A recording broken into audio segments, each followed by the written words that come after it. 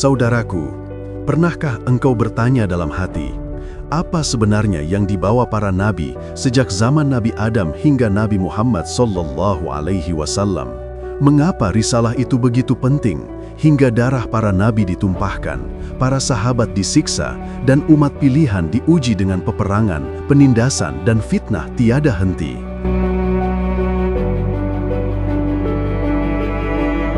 Hari ini, mari kita renungkan bersama, apa misi agung para nabi, dan apa pesan itu untuk kita di zaman akhir ini. Risalah para nabi, satu inti, satu tujuan. Allah berfirman, وَمَا أَرْسَلْنَا مِنْ قَبْلِكَ مِنْ رَسُولٍ إِلَّا نُوحِيَ إِلَيْهِ أَنَّهُ لَا إِلَهَ إِلَّا أَنَا فَاعْبُدُونِ.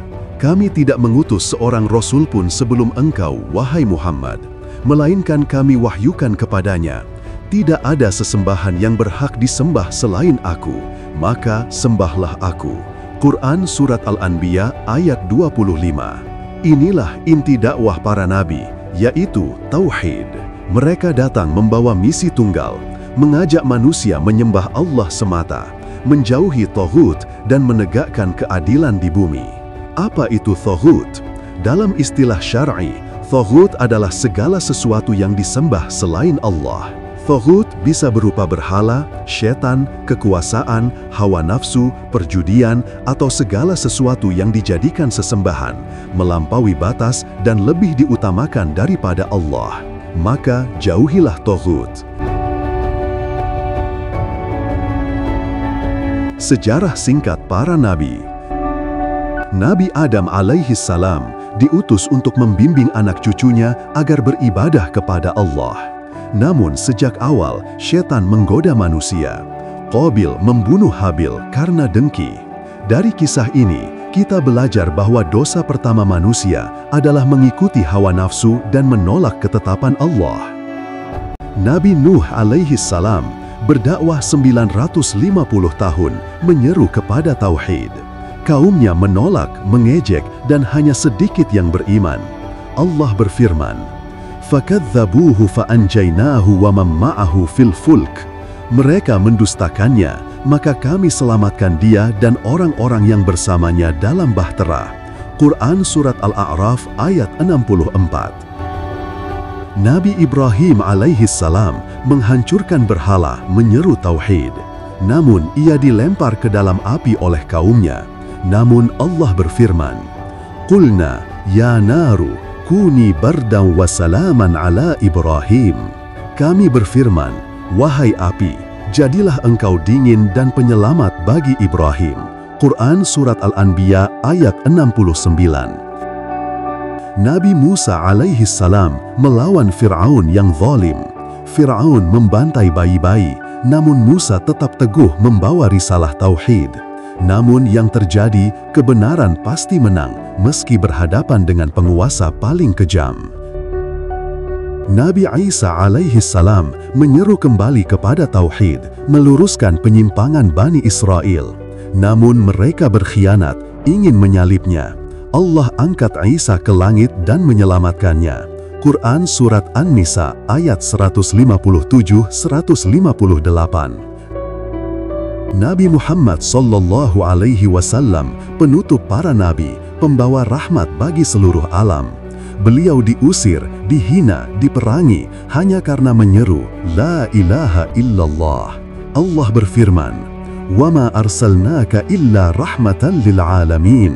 Kami tidak mengutusmu, Muhammad, melainkan sebagai rahmat bagi seluruh alam.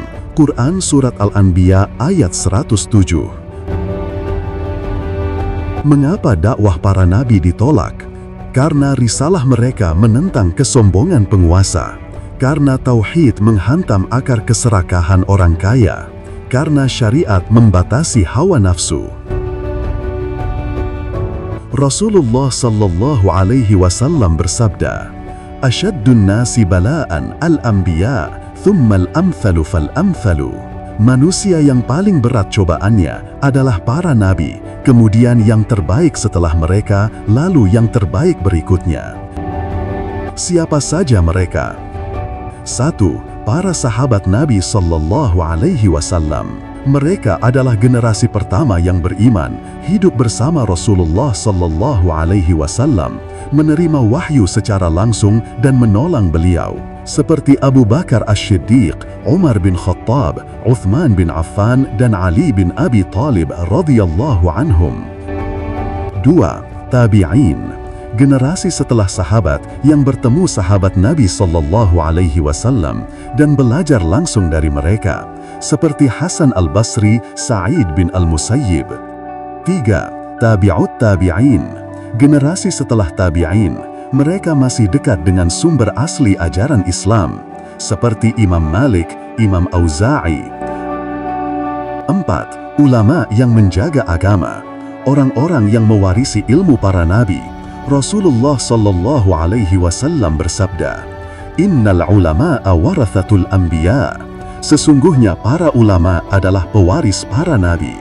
Hadis riwayat Abu Dawud nomor 3641 disahihkan Al-Albani. Seperti Imam Abu Hanifah, Imam Malik, Imam Syafi'i, Imam Ahmad, Imam Bukhari, Imam Muslim, dan seterusnya. 5. Orang-orang soleh, yaitu orang yang imannya lurus, amalnya ikhlas, meski bukan ulama besar, bisa siapa saja selama taat kepada Allah.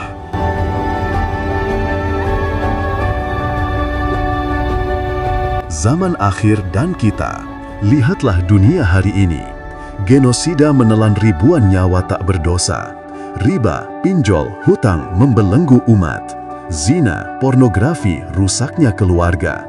Politik penuh kezaliman, hati buta terhadap kebenaran. Semua ini pernah diperingatkan oleh Rasulullah Sallallahu Alaihi Wasallam. Sayati 'alan nasi sanawatun khadda'atun yusaddaqu fiha al-kadhib wa yukadzabu fiha as-sadiq wa yu'tamanu fiha al-kha'in wa yukhawwanu fiha al-amin. Akan datang kepada manusia tahun-tahun penuh tipu daya. Orang yang berdusta dibenarkan, orang yang jujur didustakan, orang yang khianat dipercaya, dan orang yang amanah dianggap pengkhianat. Solusi Islam untuk zaman akhir. Perbaiki solat, jadikan ia benteng dari dosa. Quran Surat Al-Ankabut ayat 45.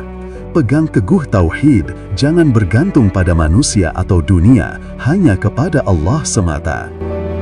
Jauhi riba dan kezaliman. Rasulullah Sallallahu Alaihi Wasallam melaknat pemakan riba, pencatat dan saksinya. Hadis riwayat Muslim.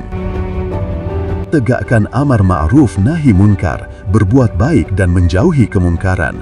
Bahkan kita dianjurkan untuk mencegah kebatilan sesuai dengan kemampuan. Jaga akhlak dan keluarga. Islam menekankan kemuliaan akhlak dalam kehidupan dan kasih sayang dalam rumah tangga. Bersabar dalam ujian, jalan kebenaran selalu berat, tapi ujungnya adalah syurga. Saudaraku, risalah yang dibawa para nabi adalah amanah besar. Mereka tidak meminta harta, tidak mencari kedudukan. Mereka hanya berkata, "La ilaha illallah." Tiada Tuhan selain Allah.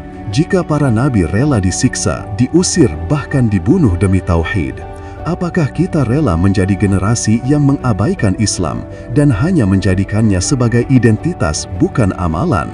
Rasulullah Sallallahu Alaihi Wasallam bersabda, "Bada al-Islamu ghariban, wa sayaudu ghariban kama bada, fatuba lil ghuraba." Islam datang dalam keadaan asing dan akan kembali asing seperti permulaannya. Maka beruntunglah orang-orang yang asing itu. Hadis riwayat Muslim. Semoga kita termasuk golongan itu, golongan yang tetap berpegang pada kebenaran walau dunia menentangnya.